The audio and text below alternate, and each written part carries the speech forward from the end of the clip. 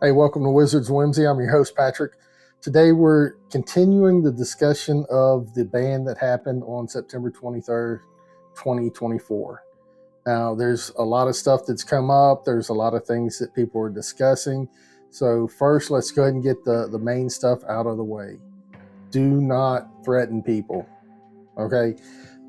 Yes, a lot of people are hurt. A lot of people are mad. And, the knee-jerk reaction is you want to get even.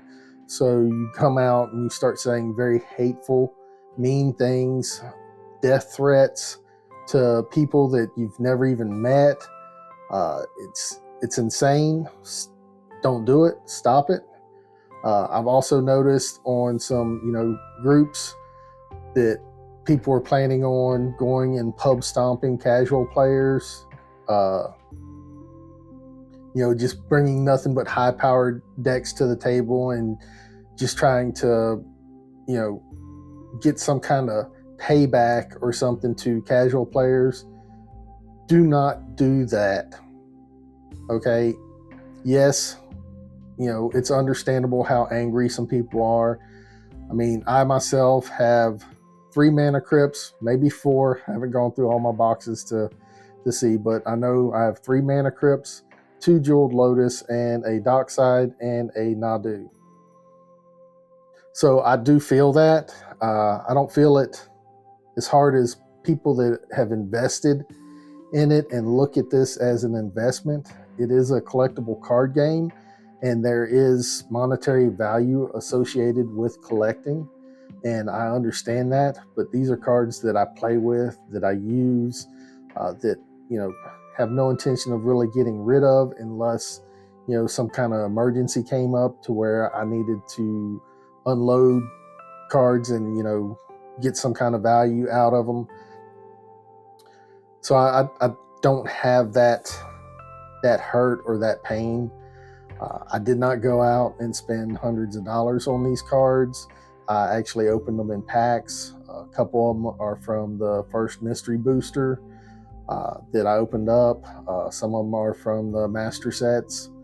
So yeah, the 3, I think it's 1 from the master set and 2 from the mystery boosters, or vice versa, for the mana crypts.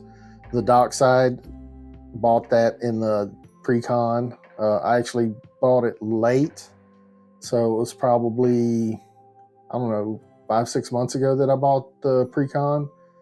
It's basically paid the price for Dockside and got 99 other cards, so I'm not feeling too much of a loss there. The Jeweled Lotus, I opened 1 in a pack, and I think I traded for the second one. So again, not a whole lot of out of pocket for an initial investment. So the pain is not there. But I do understand the pain of something being devalued at, a snap of somebody's fingers, especially whenever you're unaware. And that's kind of what we're going to go over a little bit, or mainly what we're going to go over is, how much have we been lied to? Or how much have we been misinformed by the rules committee? There's some trust issues going on with this. They say one thing and do another thing. Why didn't you give advance notice to this change? Well, on this one, this could have been done much better as their response. Our policy about advance notices have been for many years to avoid muddying the waters with advance warnings about what we're planning to ban. So if you look at the command zone, I'll put a link to the video. They talk about that they had a message in the Discord on Saturday before the bans. So they did give advance notice to the CAG on the Saturday before the bans. But they just said that they didn't give advance notice. Did we get hoodwinked by Wizards of the Coast and the Rules Committee? Now, this is all conspiracy theory. It's all crazy stuff. They talk with Wizards back and forth. So Wizards knew that they were looking at banning these cards. Wizards still pushed the products and still pushed the premium mana rocks as these are the cards to go after. The rules committee, who was trying to protect the disenfranchised and the casual players, said nothing. They let Wizards get millions, if not billions of dollars off of the sales from these two sets without saying anything to warn the people that they are trying to protect, the format that they are trying to protect. They gave no warning to say, hey, we're looking at banning these cards. You might not want to chase them that hard. So roughly a year after those sets have come out, they banned the cards without warning. They could have warned people while they were chasing those that, hey, these are cards that we're looking at banning. But instead, they let Wizards get as much money as they could from the community and then turned around and made sure that the community lost a butt ton of value from their cards.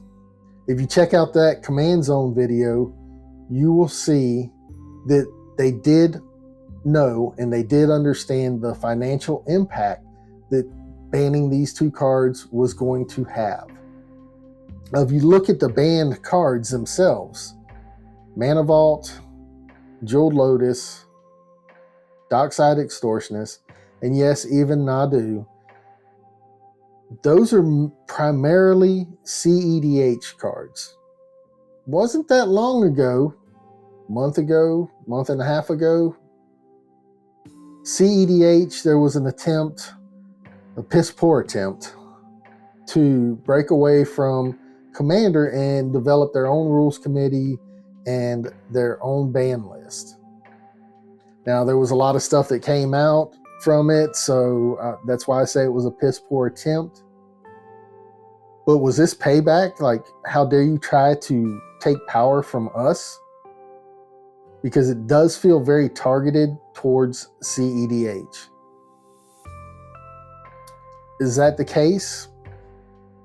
We'll probably never know. They're not going to come out and say, oh, yes, that's why we did it. Did they not ban Sol Ring because Wizards of the Coast told them that they couldn't ban Sol Ring? They'll probably never say that that's what they were told. So you can see that there's some trust issues going on with this. You know, they say one thing and do another thing. So how much can we trust them? The decision to ban multiple cards at the same time, Dockside, Crypt, and Lotus. Notice that they did not mention Nadu in this. This is specifically for Dockside, Crypt, and Lotus. Was based on the belief that it sends a stronger message about what we are trying to achieve. What kind of message are you sending? That clearly seems like it is targeted straight to the CEDH community that believes in playing at a higher power level. It's something that can't really be dismissed. I know it's a big conspiracy theory, but it's something that can't really be, shied away from or disproven. It can't really be proven. It can't really be disproven because of how everything went down.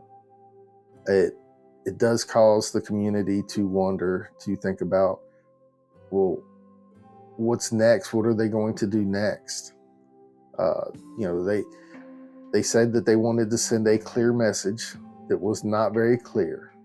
The message seemed to be like it was very targeted, and that it was targeted to the CEDH community.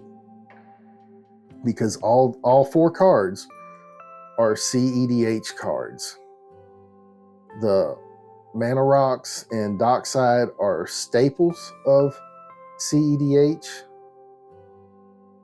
Nadu was becoming a staple. He was becoming a card that a lot of people were building around because it was fun, it was janky, that you could do in a competitive format.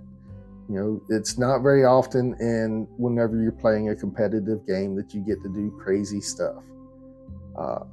Nadu made that possible to do the crazy and fun things that Commander's supposed to be, but letting that happen at the highest possible play of Commander.